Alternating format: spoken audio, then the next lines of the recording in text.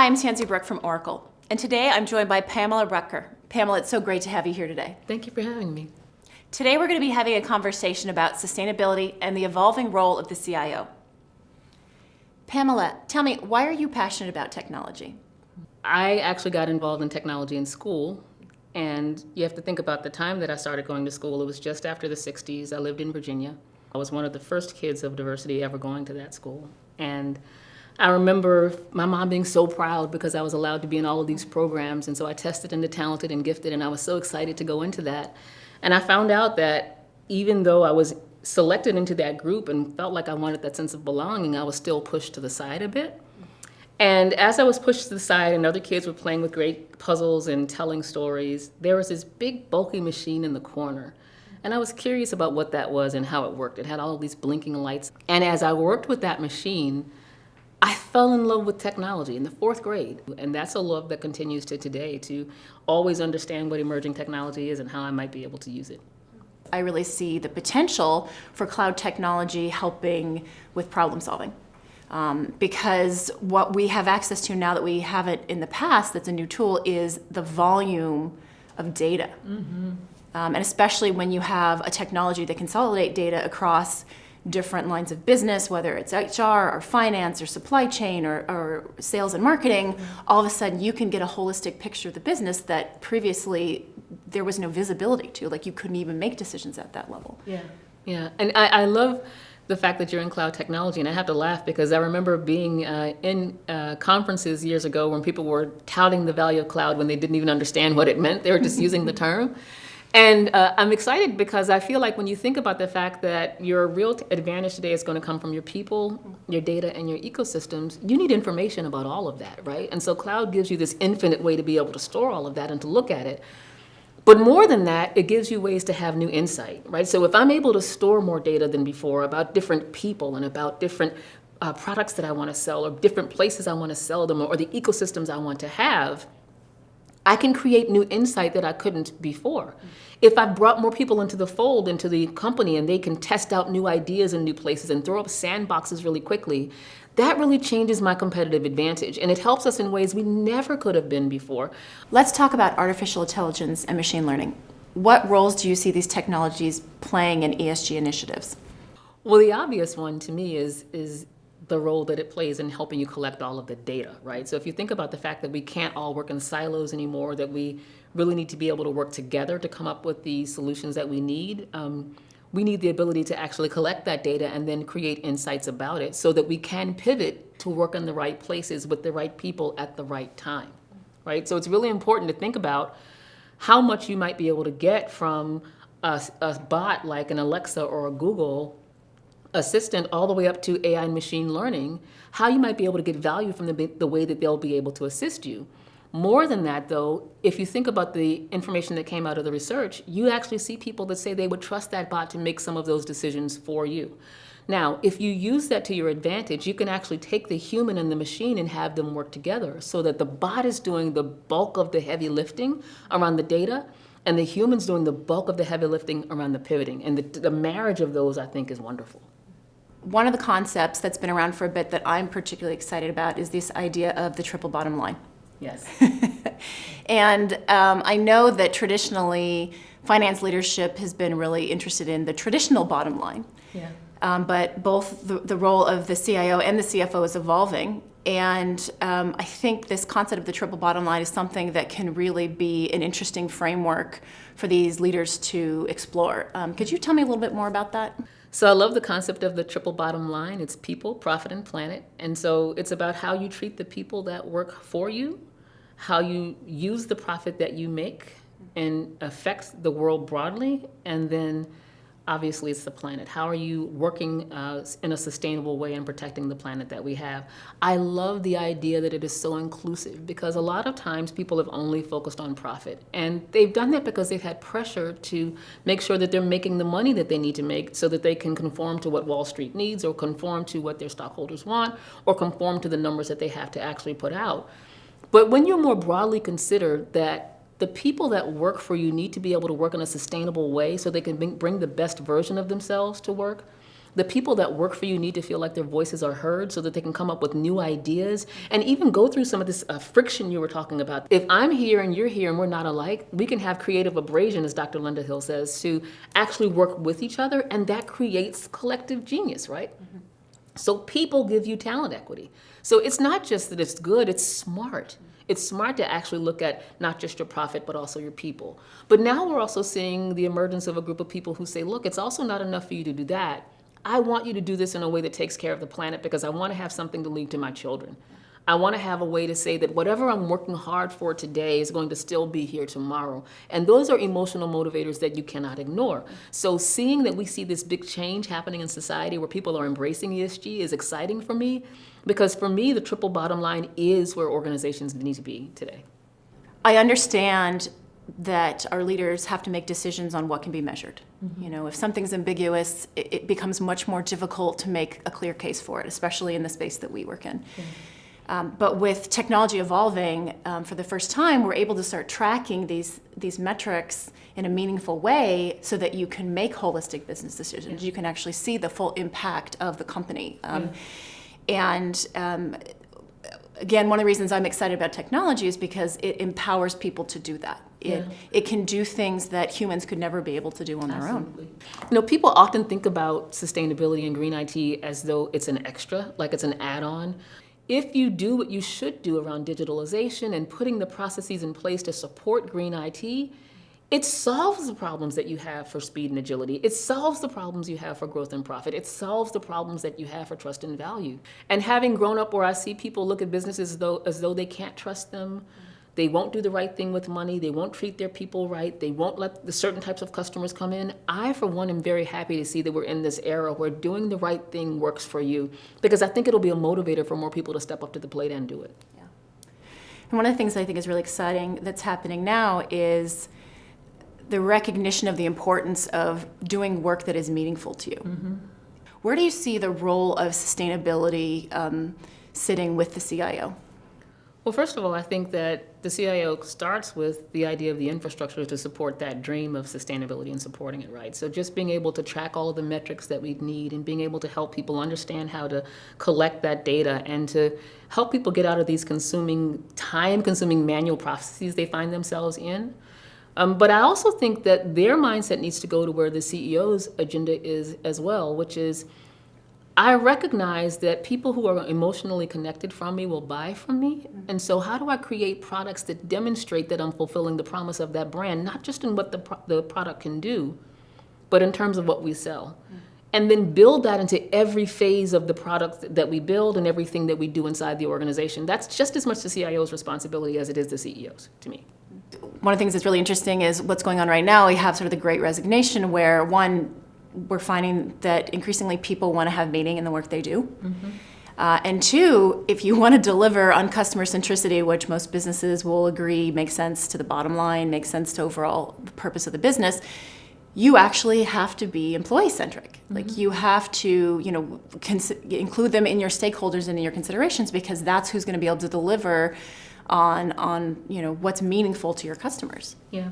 I've seen a lot of companies that focus on customer centricity and employee centricity, but they focus on the wrong things. So on the customer side, it's how do I make my product better, cheaper, faster, instead of what problem does it solve? And on the employee side, what does the employee need to do their work? Where do they need to work? What kind of capabilities do they need? How do they need to collaborate better?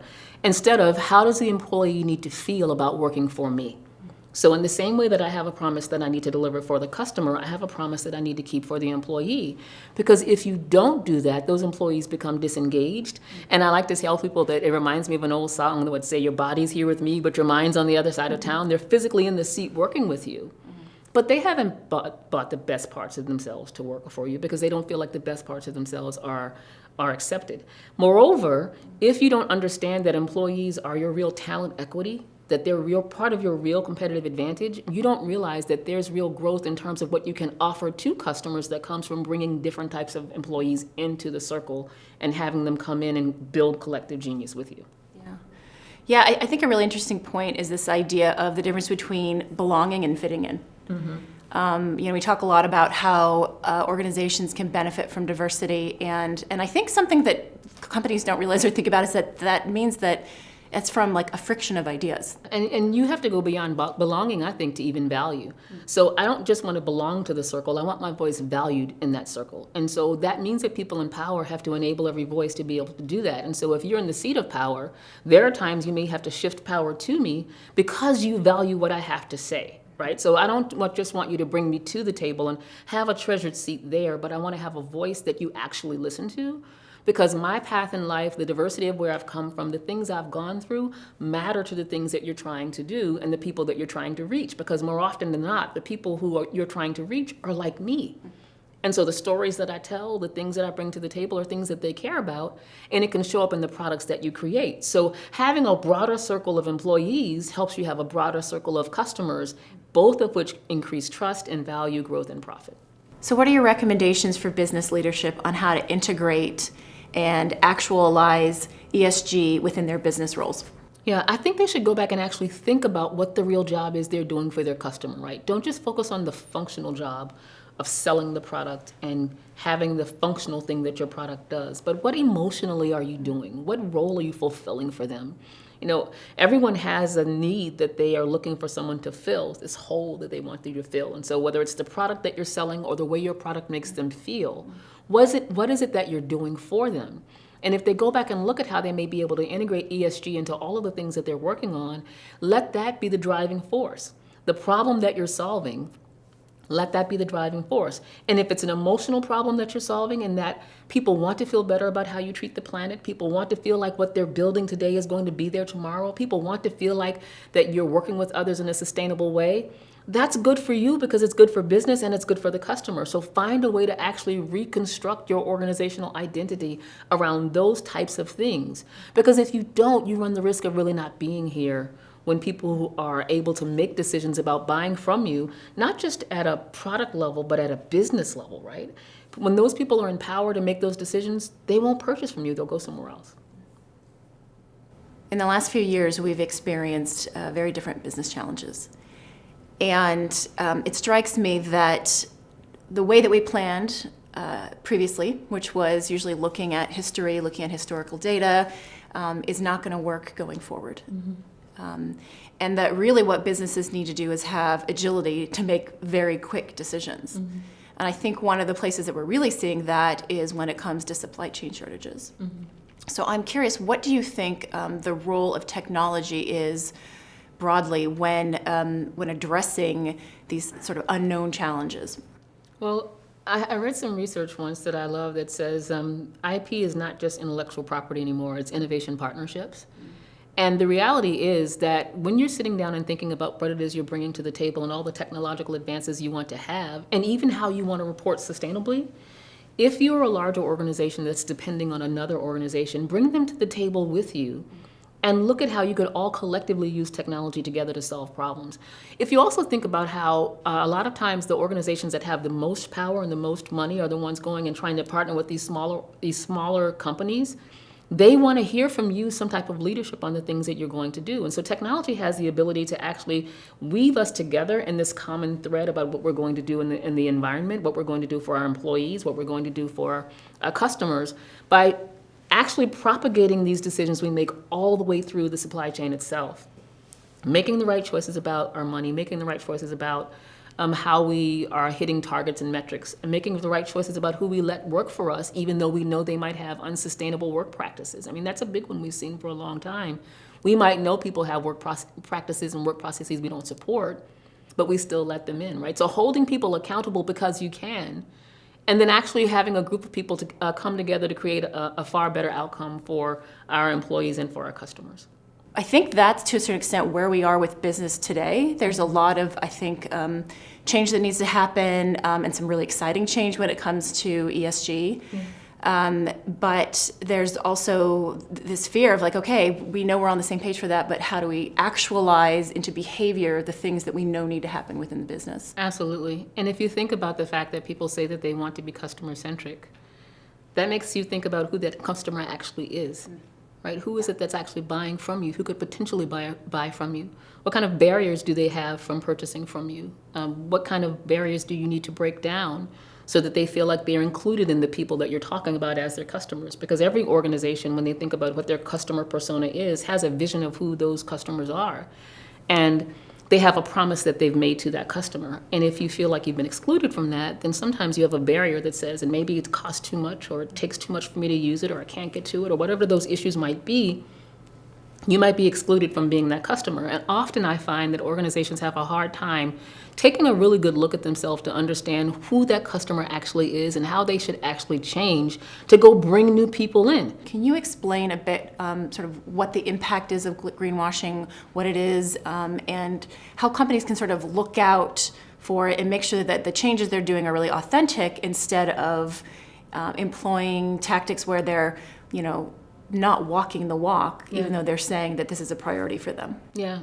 Well, first of all, I think every company has these times when they are out of alignment with who they really say that they are. And it happens for a lot of different reasons, right? So I always try to come at this with some positive intent, that there are people that are trying to change the organization while maybe they have other portions of the organization that linger out there. And so you might find that they're not in alignment. But when you purposely say that you're doing something about environmental issues and you are not, when you try to use packaging and branding that suggests you're more environmentally friendly than you are, when you suggest that you care about people and you, on the back end, have a horrible working environment, you now are in a place where people can attack you in ways that they would not have before. Because if you think about that group of people that's coming to power and how that smartphone is glued to their finger, they're changing the world through the power of that phone. And so they are incented to uncover the fact that you're not doing what you said, or you're not being who you said you are. And so one of the ways you want to be able to prove that is to be able to show metrics of, no, I've done this. And not just metrics for one group, right? Because I've seen people do that as well. They have one child group that they'll use and say, this is all the stuff we've done. And they act as though it's been for the rest of the organization. So you don't want to do that. What you want to do is actually recognize that this is a whole scale change that we need to make. And if we don't, there's an entire generation of people that are waiting to keep us accountable for the decisions that we've made. Something that's always been an important topic, but I think is even more important today, is the idea of trust. Mm-hmm. I think there's a decrease in trust in a lot of different areas in our formal institutions, yes, and organizations. And I'm curious, what do you see is the importance and the relevance of trust within a business environment? Look, when you see people taking to the streets, and we all have been locked up, right, for the past couple of years, and we could not look away at everything that we've seen. When you see people complaining about the environment, when you see people forming their own oversight boards as customers, they're not doing that because that's inherently where they want to be. They're doing it because they don't trust you to do it as a business. And so as an organization, you have to recognize that that deep emotional need exists for them. The power that drove people to the streets, the power that drives people to picket, the power that drives people to make all these changes lies within you to do something about, and they can push all of the hope of that promise over to you, and they'd be very excited to see you make a change that would work in their favor. And so I think people can actually use technology to help build trust. And if they help build trust, that helps build their value. If they build value and show that value to their customer and to their employees, more people will buy from you, more people will work from you, and that's going to give you everything you want for growth and profit. Pamela, it was so great to speak with you today. Thank you for joining us. Oh, it was my pleasure. Thank you for having me. And thank you as well.